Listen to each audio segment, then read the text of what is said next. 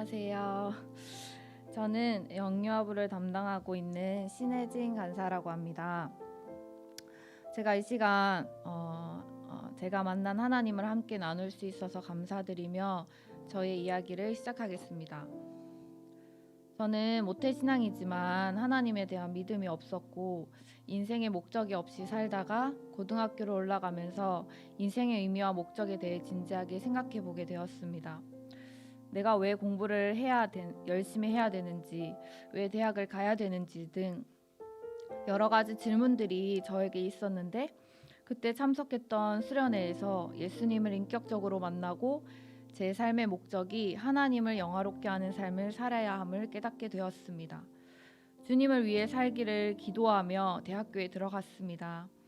대학에 들어가 CCC 선교단체를 알게 되었고, 그곳에서 신앙 훈련을 받으며 하나님을 더 깊이 알아가고 복음을 전하며 감사한 대학 생활을 보냈습니다. 그리고 졸업 후에는 바로 병원에서 간호사로 일을 하게 되었습니다. 23살에 시작한 첫 사회생활은 그리 쉽지 않았습니다. 3교대로 일을 하다 보니 주일에 예배를 드리는 것은 꿈도 꾸지 못했고, 사람들에게서 오는 인격적 비난과 이를 적응해가는 어려움에 저의 마음이 많이 무너졌었습니다. 그리고 예배를 드리지 못할 뿐만 아니라 하나님과의 교제에도 점점 소홀해지면서 저의 믿음도 서서히 식어가게 되었고, 지치고 힘든 마음은 세상이 주는 즐거움과 돈을 쓰는 것으로 스스로를 위로하고 공허한 마음을 채우려고만 했습니다. 하지만 그럴수록 저의 마음은 더 공허해지고 외로워지고 눈물이 메마를 날이 없었습니다. 아직도 생생하게 기억나는 장면이 나이트 근무를 끝내고 기숙사로 가는 횡단보도 앞에서 또 서러움에 눈물을 훔치며 달려오는 차가 나를 치고 갔으면 좋겠다라고 생각할 정도로 저의 자존감은 한없이 밑바닥으로 떨어져 있었습니다. 자존감도 신앙생활도 밑바닥을 치고 있던 그때 다시 하나님을 찾고 싶다는 마음이 들었습니다. 지금 생각해보면 하나님께서 저를 계속 지켜보고 계셨고 저를 너무나도 사랑하셔서 성령께서 제 마음에 찾아오신 것이었습니다. 정말 목마른 사슴이 시냇물을 찾아 헤매듯이 저는 하나님에 대한 갈망과 예배에 대한 갈급함으로 예배를 찾아다녔습니다. 혼자 무언가를 시도하지 못하는 제가 처음으로 혼자 다른 지역에 있는 찬양 집회에 가서 예배를 드리기도 했습니다. 그만큼 저에게는 하나님의 말씀과 예배와 영적인 갈급함이 주님의 은혜로 채워지기를 원했습니다. 그러한 마음으로 제가 다니는 모교회는 직장과 멀었지만 어떻게 해서든 가서 예배를 드리고 봉사를 했습니다. 간절하고 갈급한 심령으로 하나님께 나아갔을 때 저의 영적인 갈급함이 생수와 같은 주님의 말씀으로 채워졌고, 매일의 삶 속에서 주님의 은혜를 경험하고 매주 드리는 예배 가운데 회개와 감사의 은혜를 부어주셨습니다. 그리고 다시 하나님을 영화롭게 하는 삶의 목적도 회복되게 하셔서 매 순간 기도하며 일하게 되었습니다. 사실 상황과 환경은 크게 변한 것이 없었지만 하나님, 내가 어디에 있든지 무엇을 하든지 함께 하셔서 근무 때마다 예배 드릴 수 없는 날에도 일터에서 나의 삶을 주님께 드리는 마음으로 일을 하게 되었고, 함께 일하는 분들을 사랑하고 기도하는 마음도 주셨습니다. 저의 힘으로는 할 수 없는 일이었지만 성령께서 이것을 하게 하셨습니다. 또 개인 기도 생활이 회복되면서 대학생 때부터 쓴 기도 노트를 꺼내 기도하게 되었고, 기도를 할수록 하나님이 나에게 부어주시는 이 은혜를 나누고 흘러보내고 싶다는 마음이 생겼습니다. 그 기도 노트에는 제가 단기 선교로 갔었던 나라들을 위한 기도 제목이 있었는데, 러시아 단기 선교 때 하나님께 다시 이곳에 와서 복음을 전하겠다고 서원한 것과 저에게 주신 말씀을 생각나게 하셨습니다. 세계에서 가장 큰 땅이면서 정말 다양한 민족이 살고 있는 러시아라는 나라는 하나님을 알고는 있었지만 러시아 정교회로 전통적이고 율법적인 신앙만을 이어가고 있는 안타까운 영적인 모습이 있었습니다.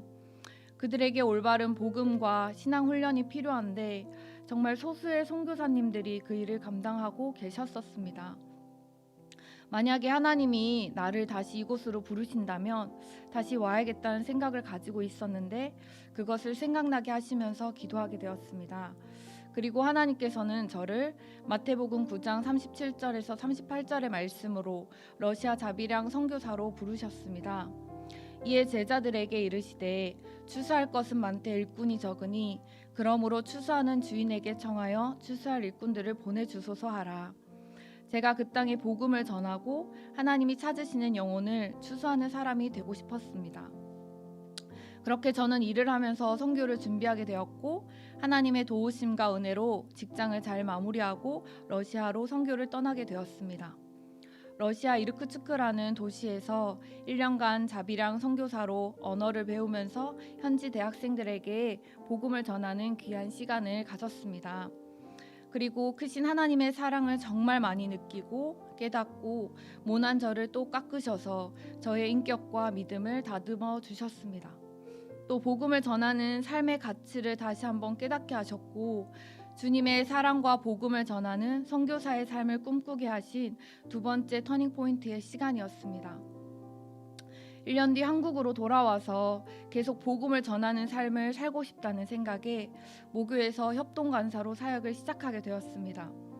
한 번도 간사의 이 사역자의 삶에 대해 진지하게 생각해 본 적은 없었지만 협동간사의 삶을 살면서 하나님이 찾으시고 사랑하시는 영혼을 돌보는 것이 참 기뻤고 행복했습니다. 계속 이 삶을 살아가고 싶다는 생각은 있었으나 현실적인 문제로 쉽사리 결단하지 못했습니다. 그래서 저는 다시 병원에 들어가 간호사로 일을 했습니다.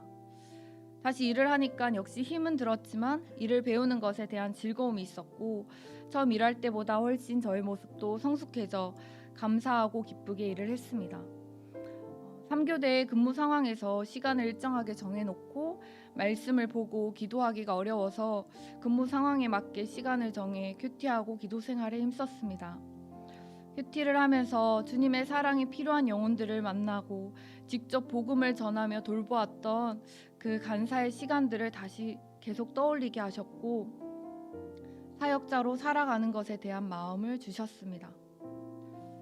간호사로 일하면서 내가 지금처럼 하나님을 의지하고 이곳에 복음을 전하면 되지 않을까라는 생각을 했지만 말씀을 볼 때마다 그리고 믿음의 동역자들을 만날 때마다 동일한 말씀과 마음을 주셨습니다.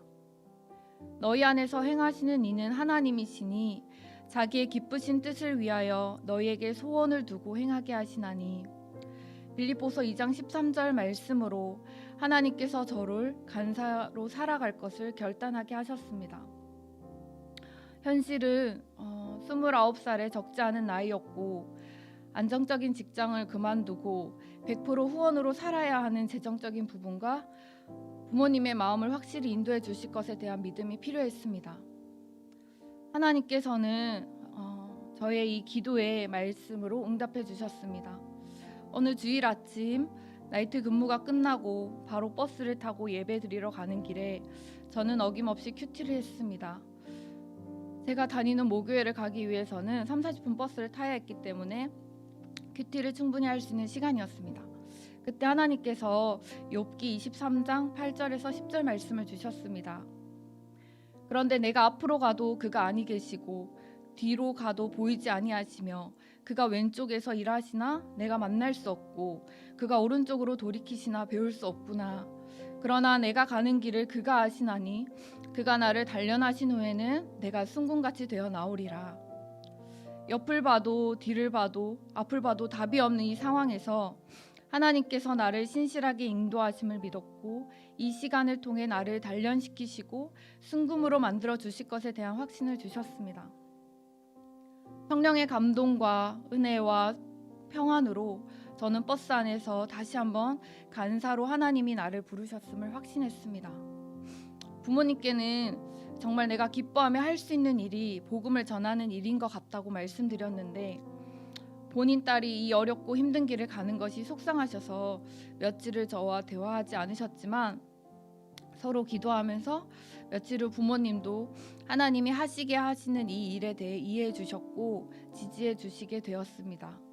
그리고 재정도 놀랍게 여러 후원자들을 통해 채워주셨습니다. 간사 훈련비로 200만 원이 필요한 때 무명의 후원자를 통해 일시불의 후원을 받기도 하고, 세상에서 치열하게 살아가는 동역자들을 만나 후원자로 개발하면서 그들의 삶을 하나님께로 다시 회복하게 하는 중재자로 저를 사용해 주시기도 했습니다. 그렇게 저는 캠퍼스 선교사인 CCC 간사로 훈련받고 지금까지 살고 있습니다. 2013년부터 지금까지 8년 동안 간사로 살면서 하나님께서 정말 귀한 영혼들을 만나게 해주셨습니다. 교회 생활에 지쳐 믿음을 잃어버린 자들, 인생에서 하나님이라는 분을 처음 듣게 되는 자들, 영적 갈급함을 가지고 있는 자들 등등 다양한 대학생들을 만나 복음을 전하고 그들을 돌보는 일을 통해 그들이 하나님께로 회복되고 하나님을 만나는 자들을 보게 하셨고, 나를 더 하나님 앞에 무릎 꿇게 하셨습니다. 물론 사람을 많이 만나고 이야기를 하다 보니 제 영혼이 메마르고 힘들고 지칠 때도 있었고, 재정적으로 힘들고 관계적으로 정말 어려울 때도 있었습니다. 그때마다 하나님은 위로하시고 말씀으로 저를 일으켜 주시고 재정의 필요도 늘 채워 주셨습니다. 정말 하나님의 은혜가 아니면 살 수 없는 시간들이었고 지금도 그렇습니다. 하나님께서는 제가 하나님을 멀리하고 세상을 휘둘려 살아가고 있을 때도 저를 찾아오셔서 만나주시고 주님께로 회복하게 하셨습니다. 인생의 선택 속에서도 저를 말씀으로 인도하셔서 하나님의 뜻대로 순종하게 하셨습니다. 제가 하나님을 찾은 것 같지만 하나님께서는 오래 참으시고 변함없이 저를 사랑하시어 늘 함께 계셨고, 제가 하나님께 나아갔을 때 저를 따뜻하게 안아주시고 만나주셨습니다. 주님과의 만남이 없었다면 목자 없는 양같이 이리저리 방황하며 살고 있었을 것입니다. 또 저의 욕심과 계획으로 가득 차서 교회는 다니지만 하나님을 제대로 알지 못하고 하나님의 사랑을 누리지 못하며 살았을 것입니다. 그러나 제가 만난 하나님은 언제나 저와 함께 하셔서 내가 무엇을 하든지 어떤 선택을 하든지 하나님의 뜻대로 신실하게 인도하시는 분이십니다. 그리고 저를 너무나도 기뻐하시는 분이십니다. 하나님은 우리의 가장 어두운 부분까지 잘 알고 계십니다. 그리고 우리의 영적인 갈급함은 세상의 것으로 채워지지 않고 오로지 하나님을 만남으로 인해 채워짐을 기억하시길 바랍니다. 여기 계신 성도님들, 그리고 유튜브로 보고 계신 성도님들, 나를 찾아오신 하나님을 만나시길 바라며 풍성하게 부어주시는 하나님의 은혜와 사랑을 경험하시길 소망합니다. 감사합니다.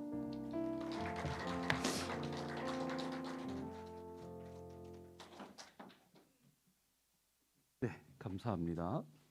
하나님 말씀 보시겠습니다. 하나님 말씀은 창세기 45장 1절부터 5절 말씀입니다. 창세기 45장 1절부터 5절 말씀을 제가 한 절 읽고 여러분이 한 절 읽고 교독하겠습니다. 창세기 45장 1절부터 5절 말씀 제가 먼저 읽겠습니다. 창세기 45장 1절입니다. 요셉이 시종하는 자들 앞에서 그 정을 억제하지 못하여 소리질러 모든 사람에게 자기에게서 물러가라 하고 그 형제들에게 자기를 알리니 그때 그와 함께한 다른 사람이 없었더라.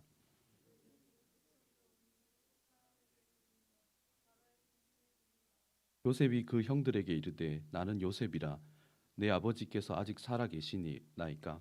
형들이 그 앞에서 놀라서 대답하지 못하더라.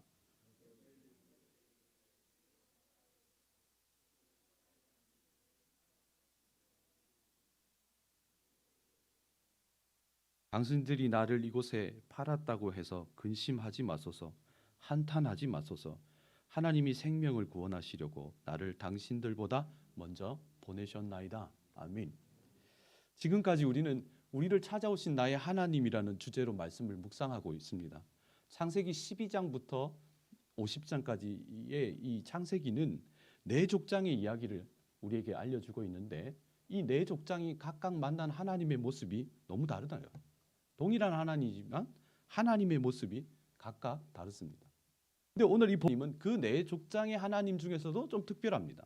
왜냐하면 이 요셉의 이야기 속에는 하나님이 직접 나타나심이 없어요. 그리고 하나님이 직접 말씀하심도 없습니다.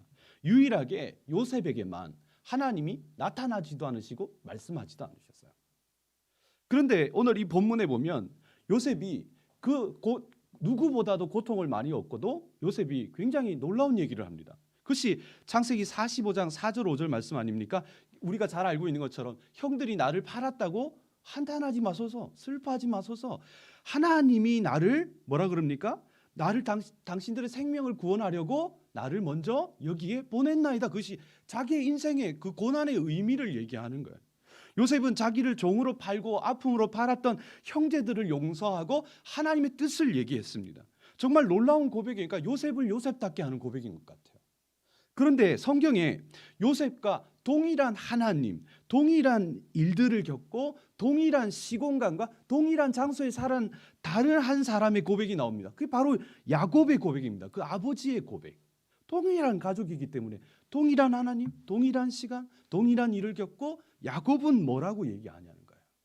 창세기 47장 8절 9절에 이런 말이 있습니다. 야곱이 뭐라고 얘기하냐면 바로가 야곱에게 묻되 내 나이가 얼마냐? 야곱이 바로에게 이르되 내 나그네 길의 세월이 130년이라 내 나이가 얼마 되지 못하니 우리 조상의 나그네 길의 연조에 미치지 못하나. 그 다음이 중요해요. 험악한 세월을 보냈나이다. 여러분, 야곱과 요셉은 혈육으로서 동일한 하나님과 동일한 일을 겪었다는 거예요. 그런데 정말 이 두 사람은 누가 더 고생을 했느냐를 1, 2위를 다출 수가 없는 사람. 둘 다 산전수전을 다 겪고 공중전, 수중전까지 다 겪은 사람이에요. 근데 그 일을 겪고 그 아버지인 야곱은 자기 인생을 뭐라고 평가합니까? 험악한 세월을 보낸다. 그러나 요셉은 뭐라고 얘기합니까? 하나님이 당신들을 앞서 나를 먼저 여기 보내셨나이다. 한탄하지 마소서, 슬퍼하지 마소서. 여러분, 무엇이 이런 차이를 우리에게 일으키냐는 거예요. 하나님의 동일한 은혜가 있지만은 동일한 일을 겪어서도 믿음의 고백을 누가 더 하나님의 뜻대로 할 수 있느냐? 그는 어디서 차이가 오는가? 우리가 묵상해 볼 필요가 있는 것 같습니다. 저는 이 두 사람을 일주일 내내 묵상하고 비교하면서 굉장히 중요한 사실을 하나 알게 됐습니다. 그건 뭐냐면 많은 사람들이요, 하나님의 찾아오심 그러면은 우리는 그 하나님을 굉장히 기적적으로 아니면 하나님의 신비적인 경험들을 원합니다. 솔직하게 어떤 일에 하나님이 그 아브라함처럼 이삭처럼 야곱처럼 시시때때마다 우리에게 나타나셔서 재하가 이렇게 해라, 아니면 뽕 나타나 재하가 이 아파트다 이렇게 얘기해 주시기를 바라는 거예요. 이거다, 이 직장이다, 이거 너 이거다 이렇게 해주기를 원하는데 오히려 솔직히 요즘 애들 말로 솔가로 우리의 진실한 마음 속에서 오히려 솔직한 마음은 하나님 정말 계신가? 하나님이 만약에 계시다면 나한테 이럴 수가 있는가? 그런 의심이 들 때가 더 많다는 거예요. 우리의 세월 자체가. 그런 면에서 오늘 이 본문에 보면 요셉도 우리처럼 그 인생에서 직접 하나님이 나타나신 기적이 없어요. 하나님이 천사를 보냈다는 언급도 없어요. 하나님이 요셉아 너 왜 고난을 받냐면 너가 너를 돌아오면 내가 너를 지키리라고 직접 말씀하심도 없어요. 그런데요, 요셉의 여러 가지 해석이 가능하고 또 여러 가지 면이 있겠지만 어떤 면에서 보면 기적을 수없이 많이 체험하고 그 야복 강가에서 하나님을 직접 만나서 실험했던 그 야곱보다 직접 만나지도 않고 만나지도 못했던 그 요셉의 고백이 하나님 앞에 더 진실하고 깊었다면, 그러면 우리에게 있어서도 하나님의 찾아오심의 은혜는 꼭 우리가 신비한 경험을 하거나 아니면 산신령처럼 하나님이 뻥 나타나서 뭔가를 얘기해 주시지 않아도 요셉도 할 수 있다면 우리도 그런 기적 없어도 그런 은혜, 어떤 하나님의 음성이 없어도 하나님의 찾아오심의 은혜를 일상에서 누구나 누릴 수 있다는 사실이에요. 할렐루야. 아멘이십니까? 그러면 어떻게 우리가 그 일상에서 하나님의 찾아오심의 은혜를 누리고 사냐는 거예요. 요셉을 보면 요셉은 먼저 어디에서든지 하나님의 임재를 기억했어요. 요셉은 어디에 있든지 보이지 않는 하나님에 대한 임재 의식으로 살았습니다. 그것을 가장 잘 보여주는 사건이 그 보디발의 아내가 요셉을 유혹할 때에 그 자리를 떠나면서 요셉이 한 고백 속에 굉장히 잘 나타나는데요. 우리가 같이 한 목소리를 한번 읽어보겠습니다. 창세기 39장 7절 9절 말씀입니다. 같이 한 목소리로 읽습니다. 시작. 그 후에 그의 주인 아내가 요셉이 거절하며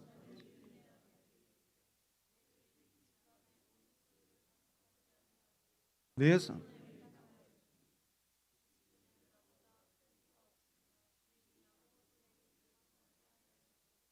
그만 것은 당신뿐이니 당신은 그의 아내임이라. 그런즉 내가 어찌 이 큰 악을 행하여 하나님께 죄를 지으리까. 그래요. 여러분, 요셉은 노예로 팔려가 갖고 그 파라오의 보디발 장관의 집에 집사로 있었어요. 근데 그 아내가 유혹할 때에 요셉이 도망치면서 한 말이 굉장히 의미 있습니다. 그 짧은 구절에요. 7절, 8절, 9절에 보면 주인에 의하여 주인께서라는 말이 5번이나 나옵니다. 그러니까 그 순간에 그때의 요셉의 인생에서 우린 자꾸 내가 그 하나님을 찾을 처지가 아니다 그런 말을 굉장히 많이 하거든요. 근데 요셉은 그때 그 순간에 자기의 인생에서 가장 중요한 인물이 누구냐면 보디발이고, 자기의 생명을 거머쥐고 있는 사람이 누구냐면 보디발이고, 자기의 인생이 달려있는 사람이 누구냐면 보디발이에요. 그래서 보디발이 그 아내에게 계속 반복하는 말이 주인이, 주인의, 주인께서, 주인의 아내, 이렇게 얘기를 하는 거예요.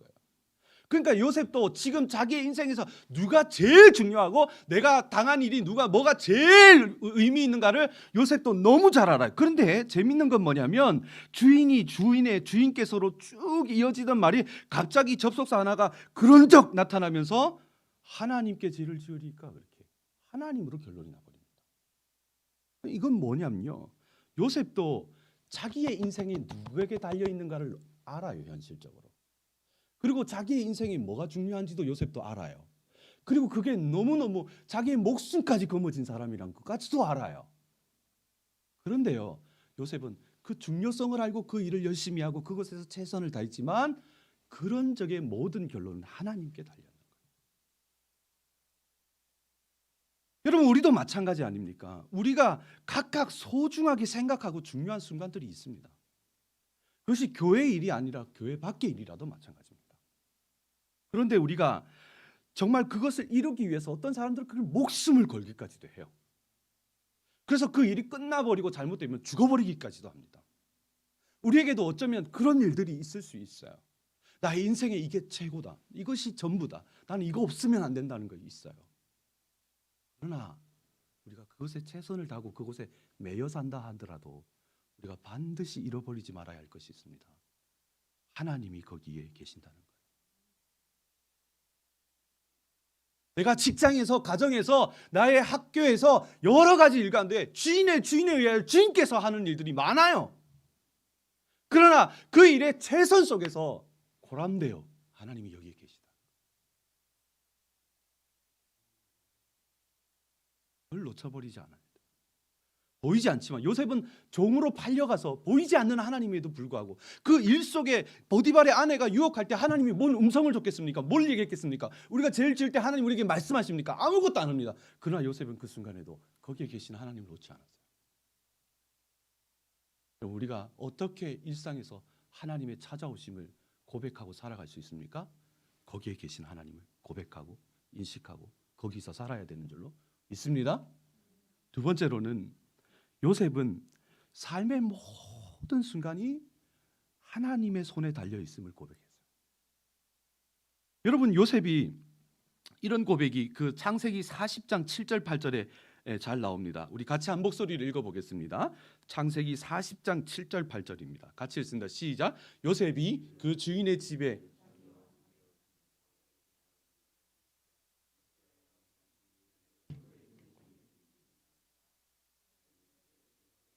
우리가 꿈을 꾸었으나 이를 해석할 자가 없도다.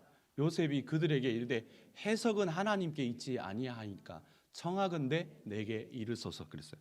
여러분 요셉이 이 하나님의 임재 의식은 요셉이 감옥에 갇혔어도 변함이 없어요. 근데 오늘 이 본문에 굉장히 재밌는 말은 뭐냐면 그 첫 구절에 요셉이 그 주인의 집에 자기와 함께 갇힌 바로의 신하에게 하는 표현이 있어요. 이게 무슨 말이냐면 보디발은 바로의 경호대장이었기 때문에 보디발의 집에는 그 정부 요직에 있는 사람이나 아니면 바로가 특별하게 간수하기를 원하는 특별 감옥이 따로 있었던 거예요. 근데 거기서 요셉이 자기 주인의 집에 자기와 함께 갇혔다는 게 요셉에게는 특별한 의미가 있을 수 있어요. 왜냐하면 요셉은 하나님 앞에 범죄하지 않기로 결심한 결과가 뭡니까? 감옥이에요. 그리고 요셉이 주인의 집에 갇혔다고 하는 것은 요셉이 노예의 신분이기 때문에 어떤 사법적인 평가도 얻지 않고 자기는 억울한데 그냥 주인이 자기 집에 있는 감옥에다가 쳐넣어버렸다는 얘기밖에 안 돼요. 그 말은 뭐예요? 요셉은 지금 자기 인생이 답답하고 억울하게 충분한 이유가 있다는 표현이에요. 그게. 여러분 우리가 믿음으로 순종했지만 억울한 일을 당하면 그 순간만은 아니면 적어도 그 일이 해결되기 전에는 우리의 삶에 하나님을 의식하기가 참 쉽지 않습니다. 그죠? 내가 하나님 믿고 이렇게 했더니 잘 되면 할렐루야인데 안 되고 억울한 일을 당해서 내가 감옥에 차여 있으면 거기서 뭔 놈의 하나님이야. 아이고 잘 됐다. 욥의 아내처럼 네가 부르던 하나님의 이름으로 죽어버려라. 그렇게 믿더니 꼬라지가 뭐냐? 그런 거 아닙니까? 근데 요셉이 감옥에 갇혔는데 그 감옥에 억울함이 있음에도 불구하고 요셉은 그 순간에 그 일을 당하고도 그 대제국의 파라오의 신하들에게 당당하게 뭐라고 얘기합니까? 꿈의 해석은 누구의 손에 달렸습니까? 하나님 손에 있지 않습니까? 그렇게 얘기해요. 이 말은 뭐냐면 요셉이 자기가 그 삶의 모든 순간순간이 누구에게 달려있다라는 것을 고백하는 겁니까? 하나님께 달려있는 거죠. 심지어 내가 그 하나님을 쫓다가 억울한 일을 당하고 답답한 일을 당할지라도 그 꿈의 해석은 누구에게 달려있어요? 하나님께 있지 않습니까?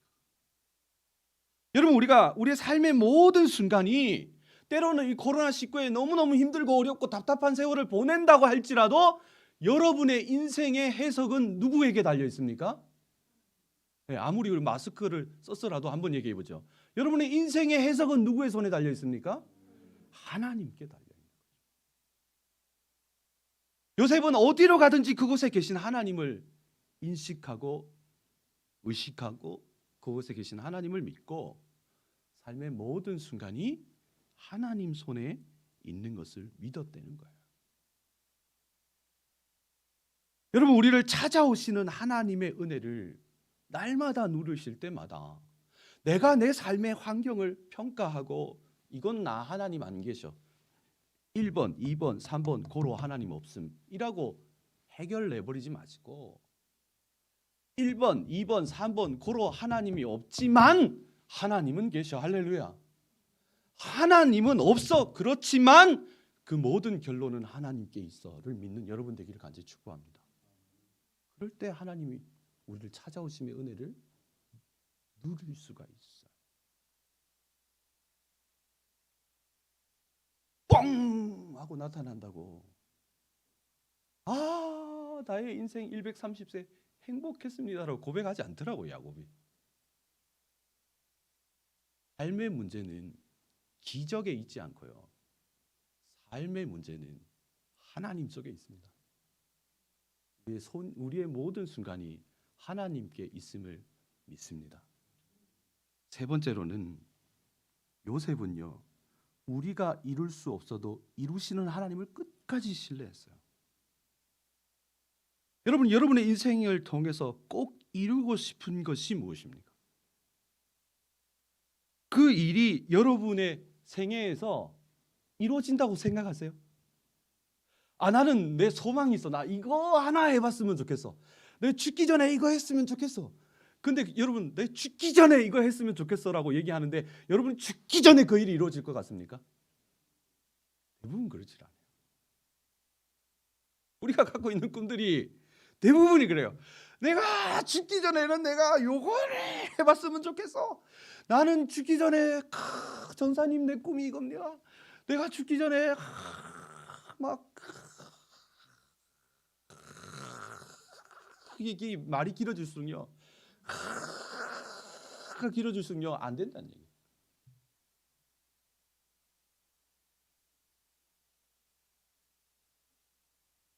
여러분 우리가 갖고 있는 많은 꿈들은 우리의 일생에서 안 이루어질 일들이 더 많습니다.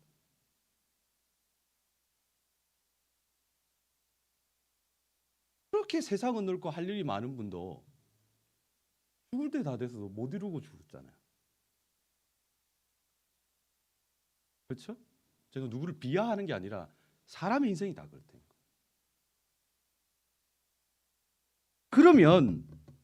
그러면 그렇기 때문에 많은 사람들이 자기의 꿈을 포기해 버리거나 하나님을 원망하거나 어차피 이룰 수 없는 거 내 마음대로 살래 그러고 살아버려요. 그런데 이 부분에 요셉이 우리에게 보여주는 모습은 전혀 우리와 다릅니다. 여러분 그 모습이 창세기 50장 25절 26절에 나와 있는데 같이 한 목소리로 읽어보겠습니다. 서로를 격려하는 마음으로 크게 읽습니다. 시작. 요셉이 또 하나님이 반드시 당신들을 돌보시리니 당신들은 여기서 내 해골을 메고 올라가겠다 하라 하였더라. 요셉이 110세의 죽음에 그들이 그의 몸을 향유에 넣고 애굽에서 입간하였더라. 여러분 모세오경에 하나님의 말씀의 성취에 있어서 가장 중심이 다는 개념이 하나 있는데 그건 땅입니다. 여러분 그들의 인생의 중심에 하나님의 언약이 성취되었다고 표현하는 그 표현 중에 가장 중요한 건 뭐냐면 젖과 꿀이 흐르는 가나안의 땅입니다. 그래서 그 중심의 말씀으로 보면 아무리 요셉이 애굽에서 총리가 되고 재산이 많고 성공했다 하더라도 그 땅에 머물지 않으면 하나님의 관점에서는 이루지 못한 인생이에요. 근데 오늘 이 본문의 요셉을 보십시오. 요셉의 죽음을 대해서 간단하게 말하면 실패해요. 26절에 요셉이 110세의 죽음에 그들이 그의 몸에서 향재료를 넣고 애굽에 입간하였더라 그랬어요. 여러분 향재료를 넣었던 게 무슨 뜻인지 아세요? 그 관에다가 냄새 나지 말라고 유황 넣었다는 얘기가 아닙니다. 여기는 애굽이기 때문에 요셉을 지금 미라를 만들었다는 얘기예요.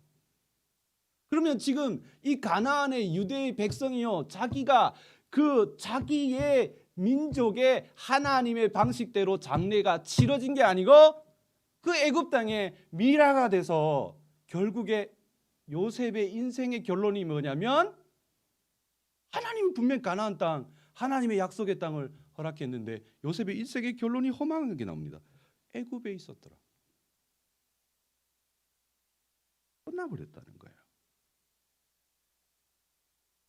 여러분이 요셉과 같은 인생이면 어떻겠습니까? 여러분이 열심을 다하고 최선을 다하고 하나님의 그 말씀에 순종한 결과가 하나님의 뜻이 내 삶에서 이루어지고 축복된 삶으로 인간적으로 볼 때 축복적인 삶이 아니라 애굽에 있었다로 끝난다면 얼마나 허망하고 절망할 것 같아요. 내가 아무리 순종해도 의미가 없고 열심히 살아도 이룰 수가 없다면 여러분 어떻게 살 것 같아요? 이 시대의 많은 청년들이 이 생망, 이번 생은 망했다라고 표현하는 이유가 뭡니까? 해봐도 안 된다는 거예요. 해봐야 소용이 없다는 거예요. 그 절망 속에 갇혀 있을 때 우리 모두 이 생망을 얘기하고 믿는 듯 하나 믿지 않고 살아가는 거죠. 그런데 요셉은 어쩌면 그 인생이 우리의 눈에 똑같이 그렇게 절망으로 끌어왔는지도 몰라요. 그런데 요셉은 그 마지막까지 자기가 이룰 수 없다라는 것을 알았지만 그 하나님이 그 꿈을 절대로 이루실 것을 포기하지 않았어요. 여러분 사람이 자기가 진짜 바라는 믿음을 마지막 때에 말하는 유언만큼 정직한 게 뭐가 있습니까? 근데 요셉이 뭐라고 얘기합니까? 그 25절에 하나님이 반드시 당신들을 돌보시리니 당신들은 여기서 내 해골을 메고 올라가겠다 하라. 그렇게 얘기해요. 이거를 의미대로 조금 더 이해하기 쉬우면 오늘 설교의 주제대로 얘기하면 하나님이 반드시 당신들을 다시 찾아오실 것입니다. 왜냐하면 하나님이 하나님의 뜻을 반드시 이루기 때문에 그때 내 해골을 메고 반드시 가나안 땅으로 간다 약속하십시오. 그 말이야. 여러분, 요셉은 자신의 인생에 다 이룰 수 없다는 걸 알았어요. 그러면 내가 이 하나님의 순종 안에 이룰 수 없기 때문에 포기해버리냐? 내가 해봐야 소용이 없기 때문에 간둬버리냐? 내가 하나님 앞에 믿음의 문제고 사업의 문제고 비전의 문제고 교회의 문제고 사명의 문제고 소망의 문제인데 그거 해봐야 의미 없고 해봐야 소용없으면 간두냐는 거예요. 요셉은 끝까지 자기가 이룰 수 없음을 알았다는 표현이 나오죠. 하나님이 다시 여러분을 찾아올 겁니다. 안 된다는 거예요. 지금 나는 내 생에 못 이룰 거라는 거예요. 그러나 뭐라고 얘기합니까? 하나님이 반드시 이 일을 이루실 것입니다. 할렐루야. 그래서 요셉도 다 이룰 수 없었지만은 하나님의 이루심을 믿었던 것처럼 우리도 우리가 갖고 있는 꿈과 비전과 소망을 잃지 않기를 원합니다.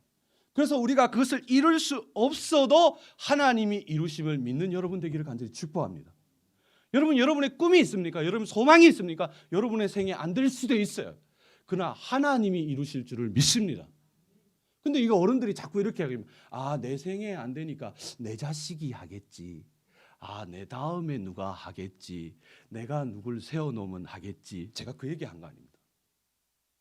우리 생에 내가 이루지 못한다 하더라도 하나님이 하신다 그랬습니다. 대부분 그렇게 얘기를 하시더라고요. 그렇게 믿으시더라고요. 내가 우리 집안에 뭘 못한 거 내 자식이 할 거야. 그런 말 성경에 없습니다. 하나님이 나를 통하여 하나님의 뜻을 주신 것을로 믿습니다.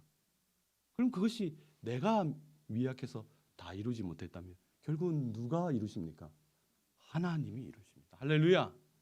요셉은 끝까지 그 인생에 보이지 않는 하나님을 붙들고 살았어요. 거기에 계신 하나님을 믿었어요. 그리고 그 하나님의 이루심을 끝까지 믿고 살았어요. 그러니까요, 차라리 기적을 체험하고 언약을 맺고 그런 많은 아브라함과 이삭과 야곱도 하지 못했던 그것들을 요셉이 얼마나 많이 하는지도 몰라요. 여러분, 우리에게 이런 요셉의 찾아오심의 은혜가 우리 모두에게 동일하게 있기를 간절히 축복합니다. 여러분, 어쩌면 우리의 인생은요, 아브라함처럼 이삭처럼 야곱처럼 기적으로 말씀하시고 나타나시는 하나님의 임재를 느끼고 사는 날보다, 자, 그런 일이 없다라고 말하는 게 아닙니다. 그런 날이 있을 수도 있고 또 있기도 원합니다.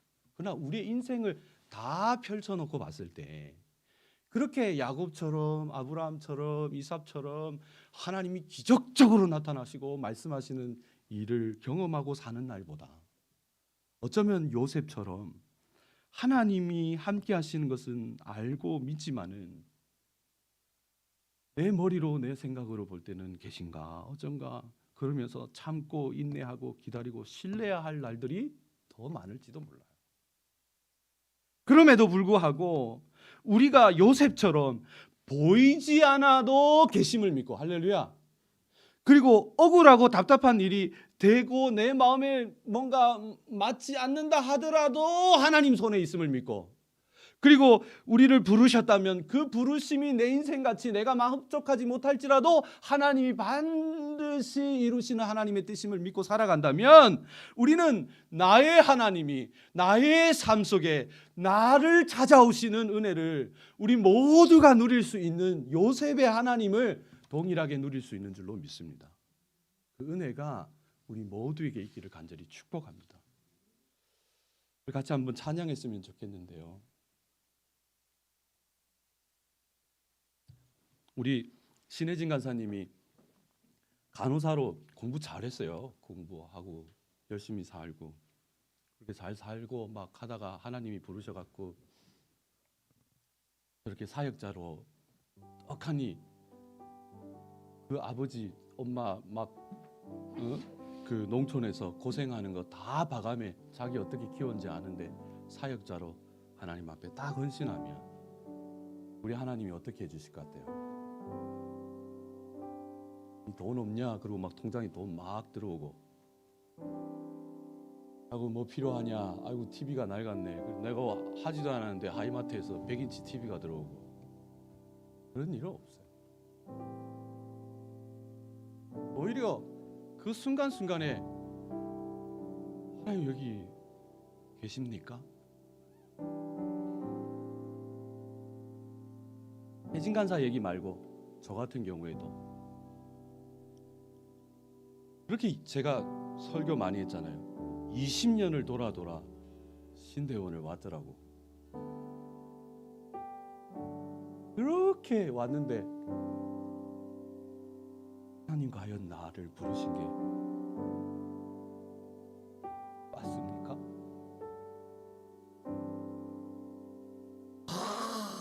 하나님의 불기둥 막 불의 종이 되고 싶은데 말 한마디에 혹시나 주님의 이 귀한 영혼이 다치면 그런 생각이 들 때 많아. 근데 비단 그것이 우리의 저 혼자의 삶이 아니라 우리 모두의 삶인지도 몰라요. 그러나 요셉을 통해서 하나님이 우리에게 말씀하신 게 뭡니까? 보이지 않아도 얘 내가 있다. 할렐루야. 그래서 제가 그 합심기도 이렇게 찬양을 고를 때 참 고민을 많이 해요. 설교만큼 고민을 많이 하거든요. 근데 이게 좀 어른들이 잘 모르는 곡이에요. 근데 이 가사를 좀 보시면 그 가사가 참 오늘 설교 메시지를 정리하는 것 같기도 하고, 막 어려우시면 어른들 어려우시면 다 부르지 말고 후렴구만 계속 부르세요. 제가 말하고 싶은 게 그게요. 후렴구에 어떤 가사가 있냐면 지금 여기 계시며 말씀해 주시는 하나님, 내 삶에 역사하시는 신실하신 나의 하나님 찬양. 여러분이 어쩌면 요셉처럼 노예의 삶으로 답답함이 있으십니까? 감옥에 갇혀서 답답함이 있을 수도 있고, 억울한 일에 이게 이루어질지 않을 것 같은 두려움에 막막할 때도 있고, 그렇다 하더라도 우리가 다 같이 요셉처럼 고백했으면 좋겠습니다. 여기에 지금 여기에 계시며 할렐루야. 말씀해 주시는 하나님, 전도사의 하나님 말고, 권사님의 하나님 말고, 장로님의 하나님 말고, 집사님의 하나님 말고 말씀해 주신 내 삶의 역사하신 나요. 한국 사람들 굉장히 비겁한 거 있습니다. 우리란 말을 그렇게 강조해요. 영어에 없는 표현. 우리 엄마. 외국 사람이 만든 우리 엄마야. 에? 우리 엄마 아니야. 너의 엄마야. 그렇게 얘기하잖아요. 그냥 한국 사람 참 우리를 강조 많이 하잖아요. 근데 한국 사람 우리 해놓고 굉장히 비겁한 거 있습니다. 이게 내 거면요 물 주고 잘해요. 근데 우리 거 그러면 아무도 물 안 줘요. 그죠? 교회도 마찬가지예요. 불요 우리 집 같은 불 다 꺼요. 근데 우리 교회 그러면 누가 꺼겠지? 그러고 안 꺼요. 제가 계속 강조한 게 뭡니까? 내 삶의 역사시. 예배 분위기에 좋은 교회 다녀갖고 예배 분위기에 우리 하나님 넘어가지 마시고, 좋은 목사님 만나가지고 설교 너무 잘해서 거기에 감동받아서 넘어가지 마시고, 지금 여기 계시면 아멘이십니까? 말씀해 주시는 하나님, 내 삶의 역사하시는 신실하신 나의 하나님을 찬양하는 여러분들이 간절히 축복합니다. 조금 젊은 애들 노래라서 모르실 수도 있지만 후렴 많이 할 테니까 그 후렴에라도 은혜 받으시면 좋겠습니다. 저도 잘 몰라서 우리 효한 가사님 부르면 따라 부를 거거든요. 한번 말씀 잘 모르겠으면 가사를 한번 해보시고